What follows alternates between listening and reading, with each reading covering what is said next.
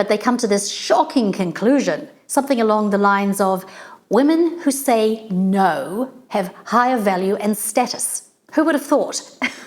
Steve Lawson is another sad case in a stream of Christian leaders disqualified due to inappropriate relationships with other women.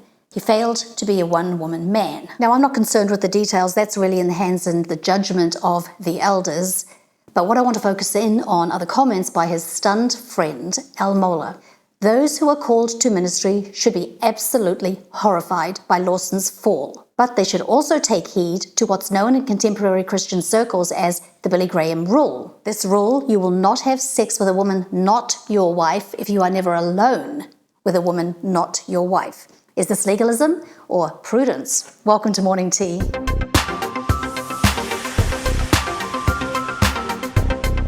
Hi, I'm Joanne, Jolee, and I'm so glad you're here. So the Billy Graham rule is a code of conduct for male evangelical Protestant leaders that prohibits them from spending time alone with a woman other than his wife or female relative like mother or daughter and so on. He's not going to share meals with a woman alone. He's not going to counsel a woman alone. He's not going to go places with a woman alone. It really just recognizes the temptations that these evangelists face, and it's designed to protect both the leader and the women. Now, some say it's legalistic, and it's true that strict adherence to rules does nothing to restrain a heart that's set on sin. In fact, rules and laws provoke sinful desires, and Paul criticizes legalistic approaches when he says, do not handle, do not taste, do not touch. Such regulations indeed have an appearance of wisdom with their self-imposed worship, their false humility, and their harsh treatment of the body, but they lack any value in restraining sensual indulgence. True, but other things ought to be considered as well. For instance, the prudent person sees the evil ahead. The prudent try to avoid even the appearance of evil. They know that sin is crouching at the door and it desires to have us. Think about that. This comes from Genesis 4, where God tells Cain he has a choice before him. It says that when we desire to sin, that sinful desire is like a wild animal waiting for permission to pounce. It's ready. And with our act of indulgence, it will leap and have us. And it's going to leave us ripped to little pieces, which is what has happened to Steve Lawson. Was Jesus ever alone with a woman? There aren't any records of private encounters with women behind closed doors. We know he spoke with a Samaritan woman at a well, and a woman touched his garment, and then there was a woman who washed his feet. These all happened in public places with people who were coming and going. And the interactions were one-off. They weren't cases of ongoing, regular meetings that could create anticipation and a deepening bond. And Jesus had friendships with women as he traveled about from one town and village to another, proclaiming the good news of the kingdom of God. The 12 were with him, and also some women who had been cured of evil spirits and diseases. Mary called Magdalene, from whom 7 demons had come out. Joanne, the wife of Chuza, the manager of Herod's household. Susanna, and many others. These women were helping to support them out of their own means. But again, no one-on-one closed-door interactions. There's no evidence that Jesus even touched women, except in the cases of healing, like, for instance, the crippled woman that he healed on the Sabbath when he laid his hands on her, and Peter's mother-in-law who he touched and the fever left, and Jairus' daughter who he took her hand and raised her back to life. Jesus was Jewish, and in the Rabbinic Tradition, men and women were, and still are today, discouraged from physical contact with each other outside of the immediate family. I remember the first time I met my husband's Orthodox rabbi, and I reached out my hand to shake his, and he pulled back sharply away from me, and it was really quite stunning. I didn't know what I had done wrong. On the Orthodox website, someone asked a question: why is Torah law so restrictive of contact between the genders? And the answer from the rabbi is this: when a man and woman are together in a room and the door closes, this is a sexual event. Not because of what is going to happen, but because of what has already happened. It might not be something to write novels about, but it is a sexual occurrence because male and female is what sexuality used to be all about. How many times does a relationship begin that is casual, neighborly, and then suddenly it becomes intimate? The great awakening of this boy and this girl who are running around, doing all sorts of things, sharing all sorts of activities. And lo and behold, they realize what drama that they are attracted to each other. These are grown-ups, intelligent human beings, and it caught them by surprise. It's kind of silly, so closing a door should be recognized as a sexual event. And you need to ask yourself, are you prepared for this? Is it permissible? Is it proper? If not, leave the door open.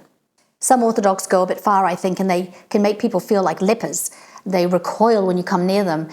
They won't sit next to you on a plane or a bus. But our culture has plummeted into this calloused, desensitized place. And if we talk about keeping doors open for clergy, how much more should this be applied to our most vulnerable children and grandchildren? Where have the chaperones gone? The doorkeepers is what they are. This idea of chaperoning is seen as a good thing in many fields, such as obstetrics, where chaperones are strongly recommended by the governing bodies. That would be the American Medical Association and the Royal College of Obstetrics. This is to protect both the patients and the medical providers, and it helps prevent misunderstandings.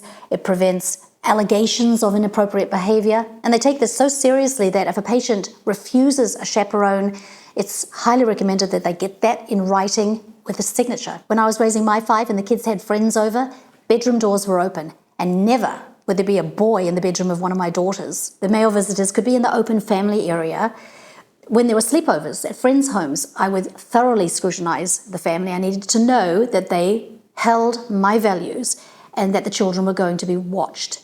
But even with these checks in place, things still happened. But what I knew, what I could say was that I did everything that I knew to do. My conscience is clear. And second, these incidents that happened, the things that got by me, fortunately, they were fairly minor. And I know that without those protections in place, I could have subjected my children to some of the shipwrecks that I witnessed amongst their peers. So in the 80s, the time that I was raising my children, many of us attempted to protect our children from the 1960s sexual revolution lies, and I employed some of the basic principles of what has been now dubbed the purity movement. This was just to encourage them to stay chaste until they were married. Today it's getting a bad rap, but I will say double down, because as bad as things may have been in the 80s, it's so much worse now. But I'm very happy to see there is a new movement, this kind of a revolution that's not coming out of religious groups, but by sensible thinking young people. They have seen the failure of feminism, which has literally led to the destruction of women. We now have attempted to reconceptualize women as being sort of like slightly smaller men who basically have the same sexual drives and preferences and so on. We know that this isn't true, but we've given it a good go. And many of the young women who've read my book have been raised with this expectation and have attempted to have sex like men and have invariably found that it actually makes them miserable. But we also get trapped in this painful strategic impasse where when the expectation is that you will have sex very early on in a relationship and that withholding sex is not socially permissible, it's a weird sign. It's a sign that you're unusual, that you're not playing by the normal rules. It puts you at a disadvantage. You know, if you are a young woman who doesn't want to be putting out on a first, second, third date, you're already disadvantaged in the dating market, or at least up until recently. Louise Perry, in her book, The Case Against the Sexual Revolution, argues that amoral libertinism and callous disenchantment of liberal feminism and our contemporary hypersexualized culture represent more loss than gain. The main winners from a world of rough sex, hookup culture, and ubiquitous porn where anything goes and only consent matters are a tiny minority of high-status men, not the women forced to accommodate the excesses of male lust. Louise makes a passionate case for a new sexual culture built around dignity, virtue, and restraint. Louise and clinical psychologist Jordan Peterson have a great conversation, and I'll put some clips at the end, but they come to this shocking conclusion, something along the lines of, women who say no have higher value and status. Who would have thought? So the whole game that women are playing is way different than the game men is playing. So you might say, well, how do women equalize the battle? And I think a huge part of that is by reserving to themselves the right to say no. And you see this, people are stumbling towards this realization, even on the radical leftist front, because they keep saying, no means no.